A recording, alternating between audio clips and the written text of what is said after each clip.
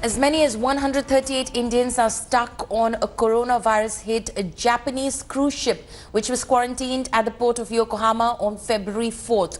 2 Indians have tested positive, while the ship has a total of 219 positive cases. Several of the Indian passengers have been sending messages back home, appealing for help. Among those stranded on ship is Binoy Sarkar, a resident of Dinajpur district in West Bengal. In his video message, Sarkar says the situation on the ship is bad, but expressed hope that all Indians will be able to return on Feb 20th, which is when the quarantine period will end. Meanwhile, Health Minister Dr. Harshvardhan has said that Indians on board the cruise ship will have to remain in quarantine till February 19 in the larger interest of preventing the spread of the virus. The condition isn't great. Everyone's really tense and having a little fear. It was definitely the first day when there was an announcement being made that the ship is now being quarantined for 14 days with 10 people infected. That's not the past 10 days today. And the number has definitely gone above 200. Every day listening to a number which is just getting higher day by day. It's definitely not something that we would want. We are having a lot of fear in ourselves while we are on the ship. We're just waiting for this point time to be completed so that we can go back home. That's all we want. 6 দিন বাকি আছে, 6 দিন পরে সব শেষ হয়ে যাবে, সবাই ঠিক ভালোভাবে বাড়ি পৌঁছবে। আর যারা ইন্ডিয়ান আক্রান্ত হয়েছেন তারাও ঠিক চিকিৎসাধীন হয়ে ভালো হয়ে ইন্ডিয়া যাবে। কেউ মরবে না, sure.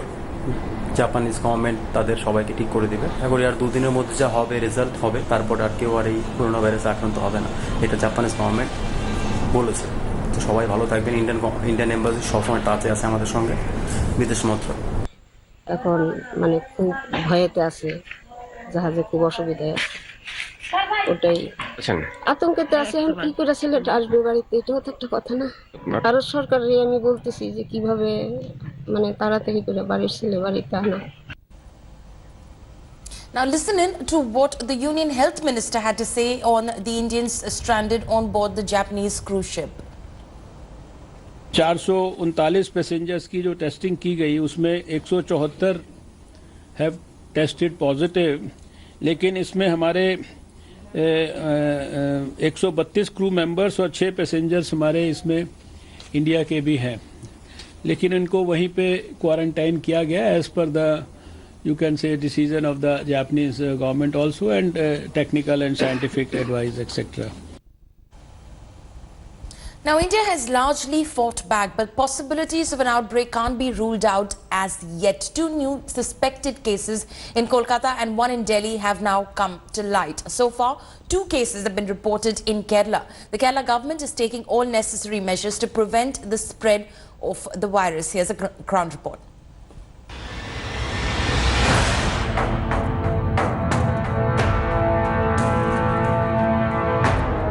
Kerala's fight against coronavirus is held together at this building in Thiruvananthapuram, where employees of the state government take queries from concerned citizens.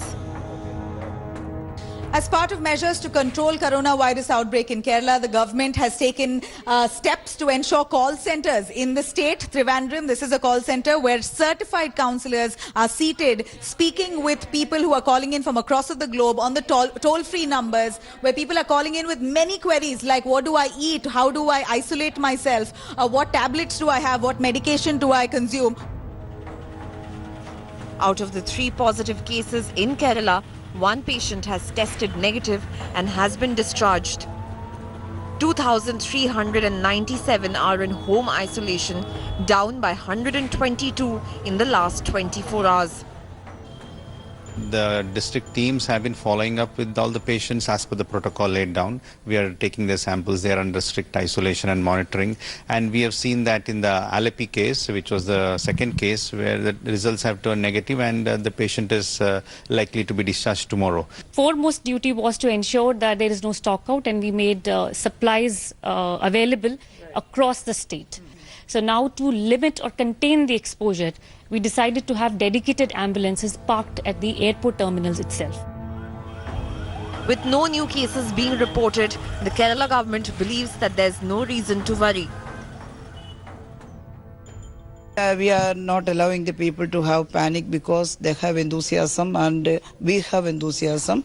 They are believing in the strength of Kerala health officers and health system. The administration is continuing with its awareness drive. What the WHO recommends is that we do not go to live markets, and if we really have to go, make sure you wear protective equipment like, you know, face masks and hand gloves. Live meat markets. That's right, that's right. But it's also, they don't say that you have to stop eating meat altogether.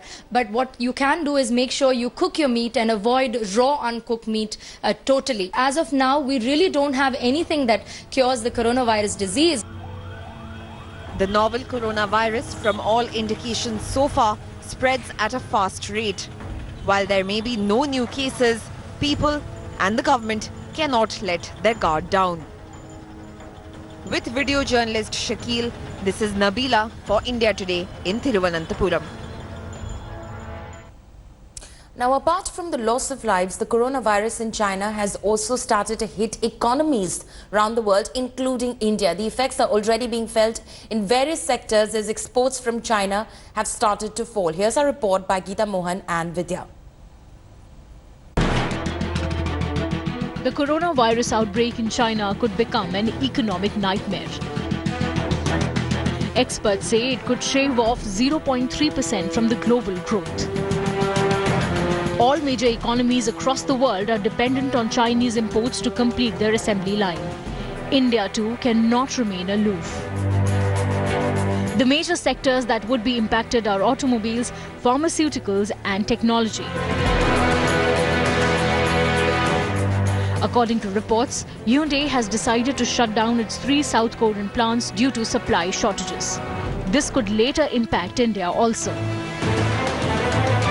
Some effects are already being felt in Indian markets.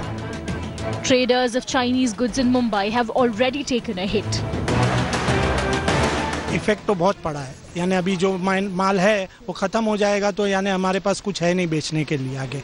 किस किस चीज का सामान का भाव बढ़ा है? सब चीज का, कोई भी चाइना से इंपोर्ट करते थे सब आइटम का बढ़ा है। India Today spoke to a mobile cover manufacturer in Gunjau province over phone to find how business is affected there. Is there a coronavirus scare where you're living right now? We are living at home. We don't go out. You do not go out? Stay at home every day. Okay. Yeah. And because of coronavirus? Many cities streets are empty, nearly empty.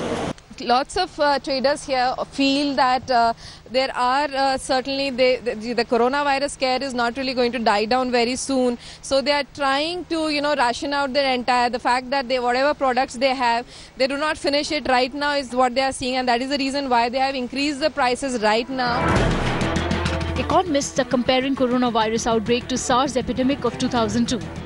While India could have been insulated from the economic impact back then, it is near impossible to do that in today's age. With Geeta Mohan in Delhi and Vidya in Mumbai, Bureau Report, India Today.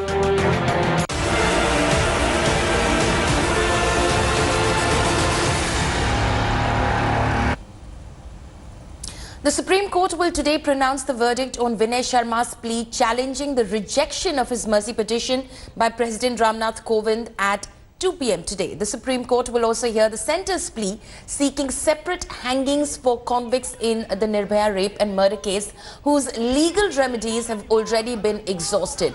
Now, yesterday during the hearing, convict Vinay Sharma's lawyer AP Singh argued that Vinay is suffering from depression and is mentally unwell as he was being kept in illegal confinement and was tortured by Tihar jail administration.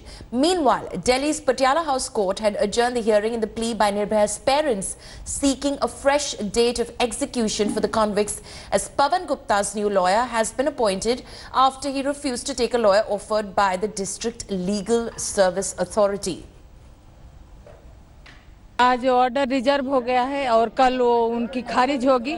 मुझे supreme court पे पूरा भरोसा है। Supreme court के सामने ये matter clear है, तो मुझे उम्मीद है कि कल इनकी मर्सी खारिज होगी। 2 जने की बिल्कुल क्लियर हो जाएगी। उम्मीद करते हैं कि अब पटियाला हाउस में जा रहे हैं, देखते हैं वहाँ क्या होता है।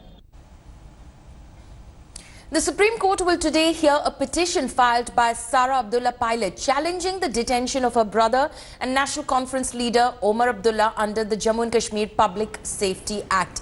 The plea will be heard by a new bench headed by Justice Arun Mishra. Earlier, Justice Shantanu Gaura at the Apex Court had recused himself from hearing the matter. Sara, in her plea, claims her brother's detention is illegal and there were no grounds to book him under PSA. The government imposed PSA against Omar Abdullah on February 7th after the former Chief Minister spent 6 months in detention. The Jammu and Kashmir administration defended the imposition of PSA, saying that the former Chief Minister had allegedly made attempts to provoke general masses against the revocation of Article 370 and 35A.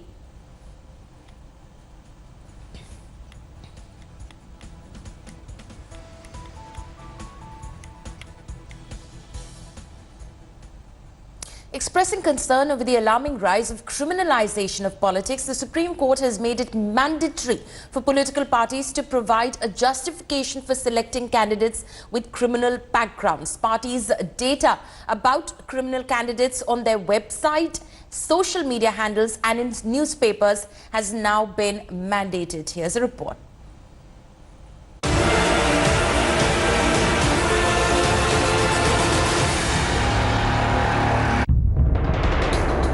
A big move to fight criminalization of Indian politics.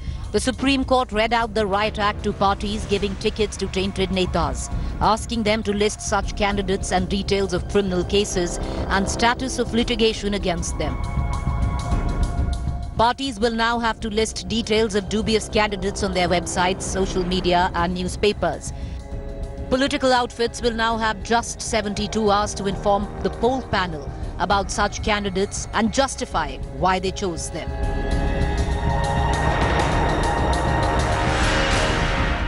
The opposition, with its own share of tainted candidates, trained guns on the BJP on its tainted ones. Bhajpa जिस दिन ये सूचना publish कर देगी तो जनता को पता लग जाएगा कि भाजपा का जो अखाड़ा है एक गुनहगारों का, एक क्रिमिनल्स का एक अड्डा है, क्योंकि आज देश में सबसे ज्यादा क्रिमिनल रिकॉर्ड वाले विधायक एमपी भाजपा के हैं। इस विषय का मैं स्वागत करता हूं और ये सबसे बड़ा प्रहार आज बीजेपी को लगेगा, क्योंकि जो लोग रेप करते हैं वो उनको मंत्री बना रहे हैं, जो लोग क्रिमिनल एक्टिविटीज के साथ साथ करप्ट एक्टिविटीज में हैं उसको एक पार्टी से दूसरे पार्टी में ले आकर के केंद्रीय सुरक्षा दे रहे हैं। The BJP countered the opposition, saying Modi government has also taken various reforms to curb criminalization of politics. एक नए सिरे से चुनाव सुधार की ज़रूरत है और उसमें 5 सालों में मोदी जी की सरकार ने कई सुधार किए हैं और उस दिशा में जो है वो अगर आगे कोई और सुधार की ज़रूरत होती है तो करना चाहिए। Will this be the end of the road for tainted netas in politics who have proven to be the bane for India's democracy? Bureau Report, India Today.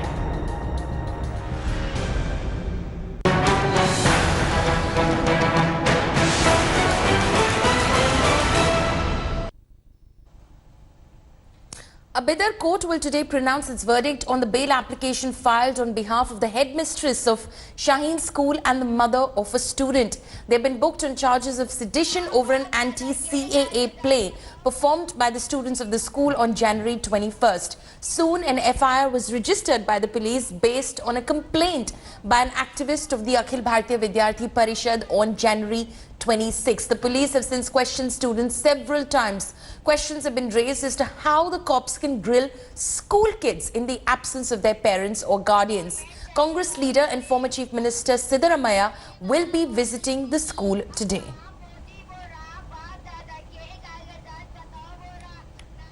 Chief of Lashkar-e-Toiba Hafiz Saeed was convicted by a Lahore anti-terror court. He was convicted for money laundering and terror funding. Is this just a sham with the FATF meeting just 3 days away?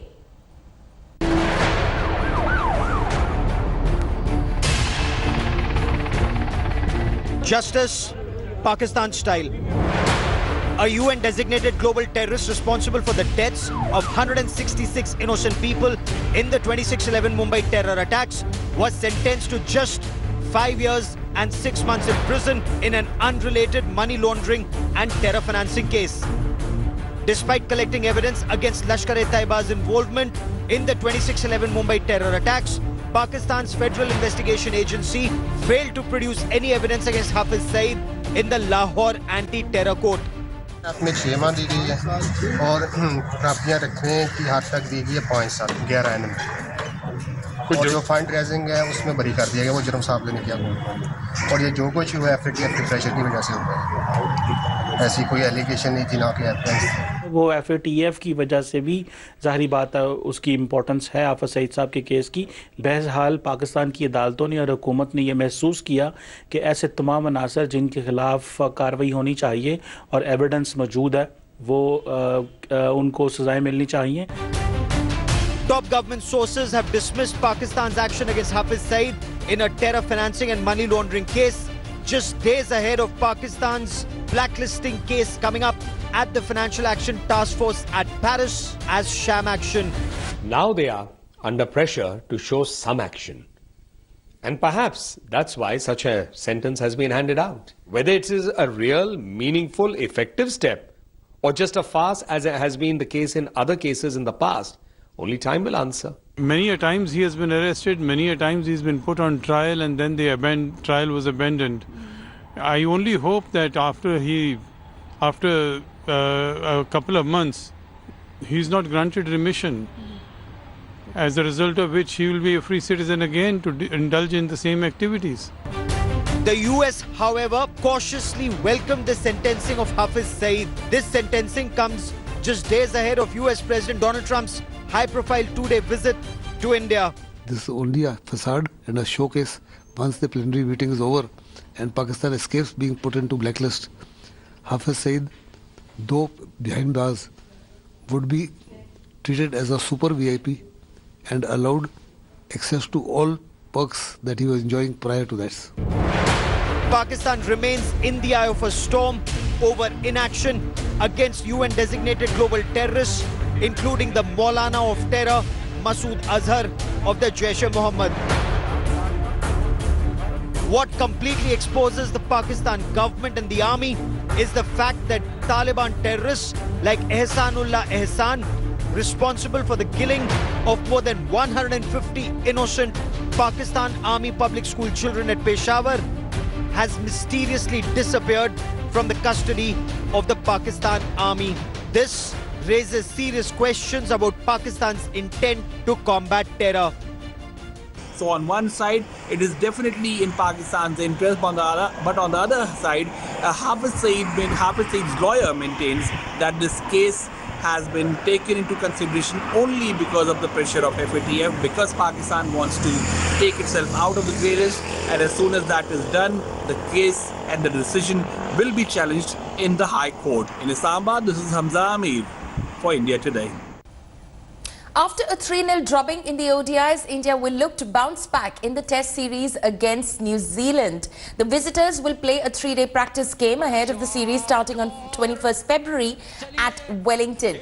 Shubman Gill, who will be a contender for opening the innings alongside Mayank Agarwal, believes the short ball will be a test for the Indian team. Gill is in red-hot form and has scored 100 and a double 100 for India against the New Zealanders. India will pick either Shubman or Prithvi Shaw to open the innings with Agarwal. I think the wickets here are really good to bat on, especially when we played the day's game in Christchurch. The wickets were really good to bat on. The only challenge that we were facing was the bounce. The bounce was really good and it was really consistent. Keeping the wind factor in the mind, it was not that easy to consistently pull and hook the ball.